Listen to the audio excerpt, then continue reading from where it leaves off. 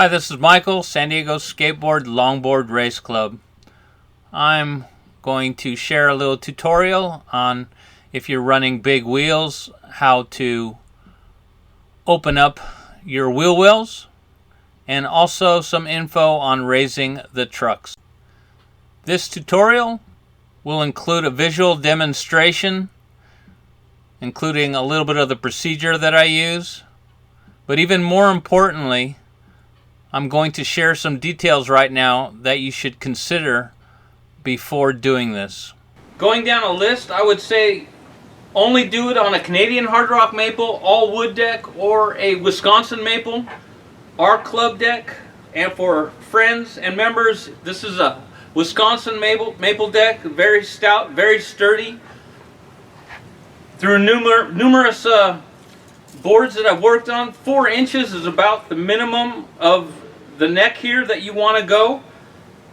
And we also have a 10-ply deck if you're over 200 pounds. This one is for 190 to 200, or actually down to 170 pounds. Works awesome.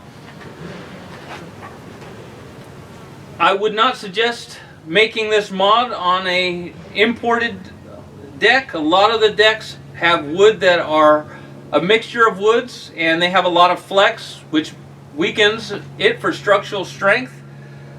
Another thing to consider is if it's a composite deck, whether fiberglass or carbon fiber or all the different types of laminates they have out there, you need to wear proper protection, and then depending on what brand you're cutting through, it might need to be re-glassed or re-strengthened. So this video is really mainly for wooden decks.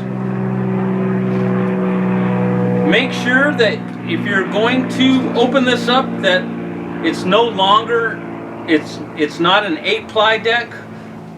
That's one of the reasons why I had a production run done, because for one, I wanted the wheelbase that I thought worked best for most average riders, and then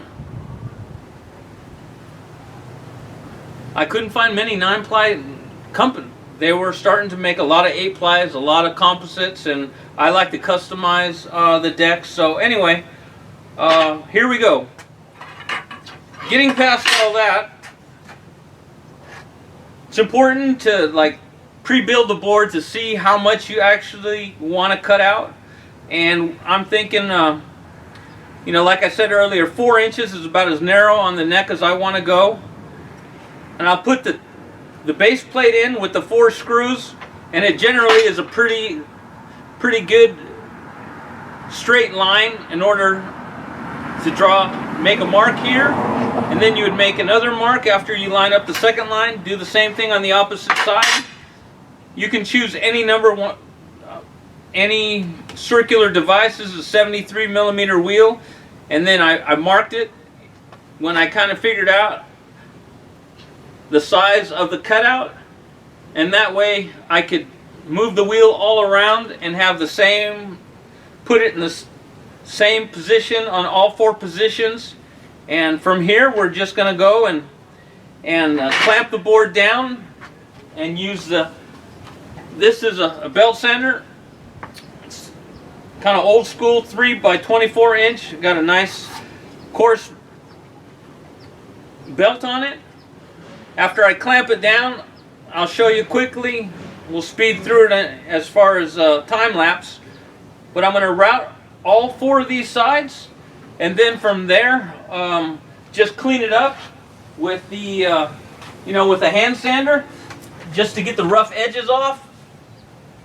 And then, as I showed in the video earlier, I would use the Varathane. I bought this at Home Depot to, again, put a little glaze on here.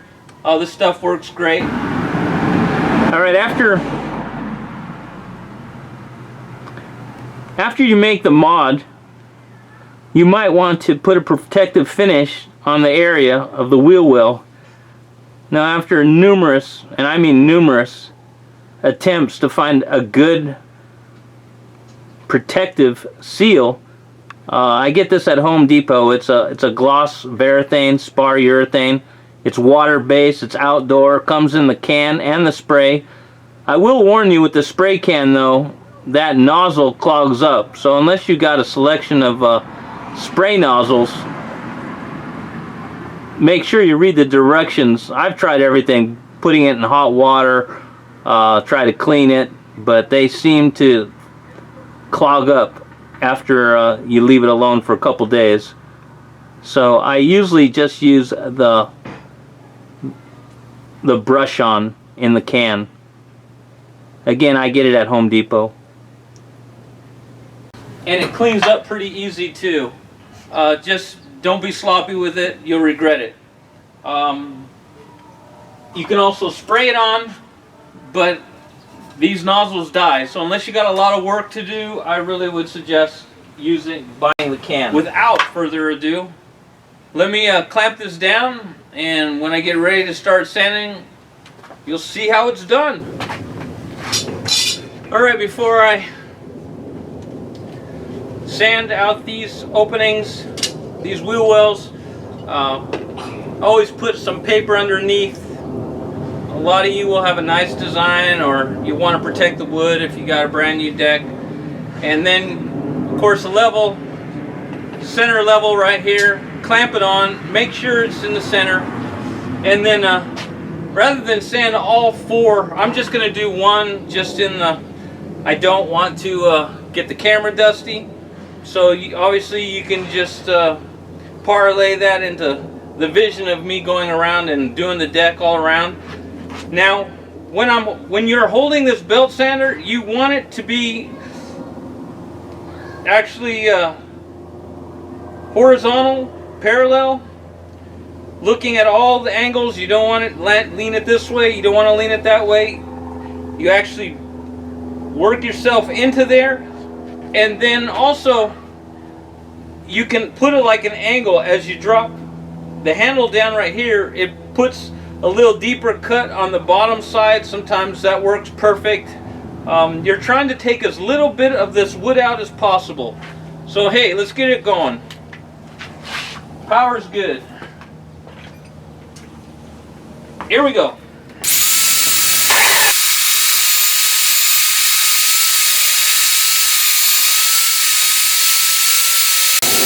Then you can kind of clean this up right here.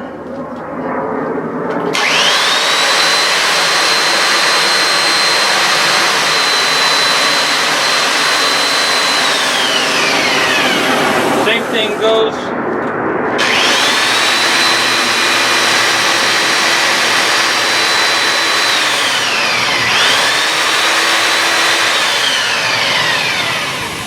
And then you're looking at it and you want to put a little bit more of an angle on the bottom.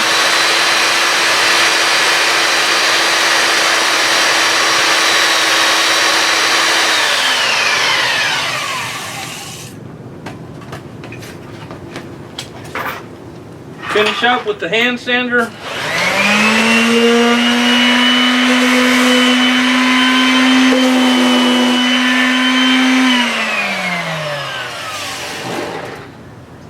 Obviously, I'm going to do that to all four wheel wells.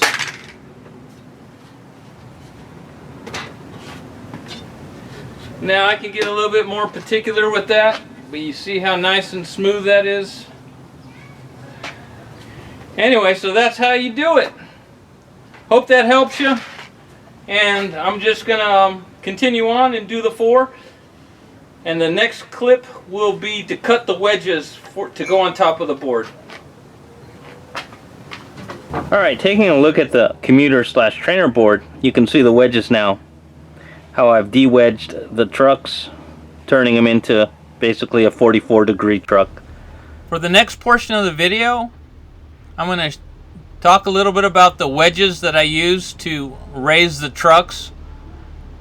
And this is mainly for LDP, long distance pushing, or for my commuter board, because I want something that's comfortable to go 15 miles, but at the same time I don't want it to be too low to drag my heels or tag my toes. And the details will include a few items about truck selection or things you need to be careful about, including just a few words about riptide bushings. Alright, these are the wedge risers. that I'm going to cut. I get these at a Fun Box distribution. They have a lot of miscellaneous parts and some boards, selection of some good product. Anyway, Fun Box distribution if you need anything like this. I've cut enough of these so that I used to mark them, but now I just pretty much cut them.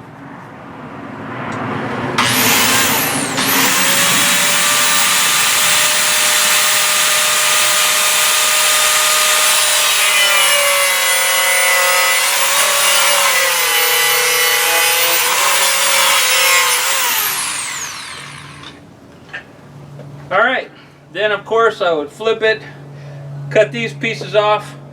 The Dremel Saw Max, really it's a lot safer than trying to use a jigsaw. I mean, there's probably a few other creative ways if you had a bandsaw, whatnot. You get the rough piece right here. Remember, it's got to fit on the base plate. And then to clean this up real quick, I use the belt sander again.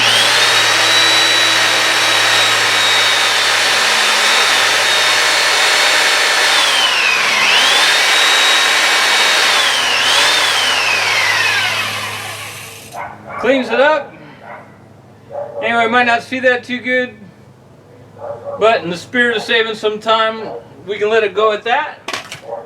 You got to obviously do it 4 times. Remember, when the back of this, when this wedge is towards the center of the deck, it makes the truck hanger slow down. If this is the front of the board and you spin this around, it's going to raise the truck, and that's, you know, it's going to turn it into like a 55-degree truck. Generally, not the performance that most people want. But in certain applications, you know, if it works for you, it works. Alright, so anyway, hope that helps you. Dremel, Saw Max, happening, and then the belt sander to clean it up. And if it's your first time, obviously you can mark it. And then I have the flat ones, the same principle, just cut through here, cut through there, vice versa, and then that's when you don't want to wedge it, and you can get away with wedging the trucks up. Don't forget, the hanger, if it's really fat going into where it pivots, then you're limited. Let me show you what I mean by limited. I'm going to point at the next truck to show you. I'm pulling in this bamboo stick, and right there at the pivot, the area at the lower, right below the kingpin and above the pivot, that width right there could be an issue if you're going to be raising the base plate in order to bring your board down lower to the ground. Now here's an example of a hanger that wouldn't work well if you were trying to drop the deck by raising the base plate and putting some wedges between the truck base and the deck. Even though these Bear Grizzlies work great if you weren't trying to lower the deck on a drop-through. Just, you know, the devil's in the details. Here's a little refresh for the information that I talked about the wedges. Alright, on top of the workbench right here, I'm showing the wedges that I've cut. These can be purchased at Fun Box distributor. To the right, lower right, are the squares, one a side view and one a top view. And then above it is the top view of the wedge after it's been cut. And then below the base plate, we have the side view. I'll come in a little bit so you get an idea of that. Now the purpose of raising the base plate is to bring the deck a little bit lower to the ground. As I move up, you can see the wedges that have been cut, and on one of the base plates, the cut wedges have been put onto the base plate. And this will go through the top of the deck. Now I want to remind you that this removes a few degrees off the trucks, and that would be important if you wanted to use maybe softer bushings. It all depends on how you're setting up the board, whether it's a pump board or whether it's you just want to have more stability. And let's zoom into that a little bit. When you wedge the 50-degree base plate to turn it into a 44, you actually slow down the turning, which adds stability. And for LDP, you don't need a board that carves that hard. And I'm also able to use some softer bushings, which helps me set the deck up to be able to pump well. And it either adds or removes 5 or 6 degrees depending on how you would turn the wedge around. Obviously, when the higher portion of the wedge is towards the center of the board, it'll definitely slow. The 50-degree base plate turns into like a 44 or something, and then when you reverse it, it would make the board a little bit more twitchy, really, in reality of how it performs. Turning the base plate into 56 is really not a good idea. It just doesn't work well. I've tried it on a few boards to compensate for a specific bushing setup, but after numerous attempts, I've decided it's not for me. And then as I'm rolling over, let's move in. This is what I use to cut the wedges. A Dremel Saw Max with a plastic wood cutting blade. And for all my truck setups, I use riptide bushings. Sometimes you have wheel bite, and your last resort could be going with a harder duro. But definitely for performance, Riptide has just a wide variety of bushings to dial your ride in. And besides all the different duros that are available, Riptide makes numerous styles from your standard barrel, and then they have fat cones and chubbies, etc. In closing, I just want to say thanks for checking out the video. I hope there's some information there that can be useful. And I always welcome people's comments or any information that others would like to share. Alright, I'm out of here for now. So until next time, see ya.